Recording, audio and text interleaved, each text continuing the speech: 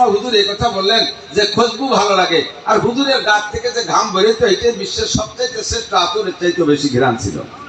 পৃথিবীর নাশা হুজুর হেঁটে চলে যেতেন রাস্তা দিয়ে ৫-৭-১০ কিলোমিটার পর্যন্ত, পিছন থেকে সাহাবায়ে কেরাম বুঝতেন যে এই রাস্তায় যে নবী পাক গিয়েছে। এমন একটা খুশবু হুজুরের গায়ের থেকে বের হতো, রাস্তার বাতাসে ঘ্রাণ হয়ে যেত, সাহাবায়ে কেরাম টের পাইতেন এই রাস্তায় যে নবী পাক গিয়েছেন। ২ নম্বরে আল মারআত, নারী জাতি ভালো লাগে। খেয়াল করেন, এক শ্রেণীর চরিত্রহীন যাদের স্বভাব যেমন, তারা কথা শুনলে কিন্তু সেই দিকই টেনে নেয়। আরবিতে আমাদের গ্রাম বাংলায় কি কয় না বলা যাবে না,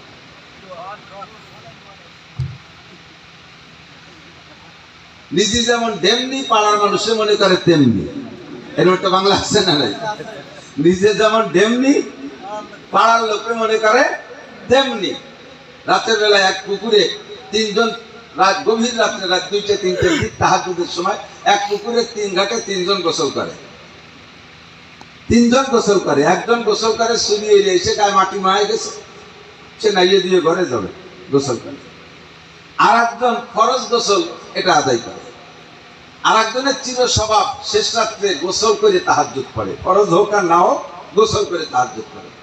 এবার ৩ কোনায় ৩ জন গোসল করে, কেশা থেকে দেখা নাই, গোসলটাই করছে যে পানি কলকল করতেছে, গোসল করতেছে। বলেন তো ৩ জনের কি একই রকম ধারণা হবে কি হবে না? প্রত্যেকের একই রকম ধারণা।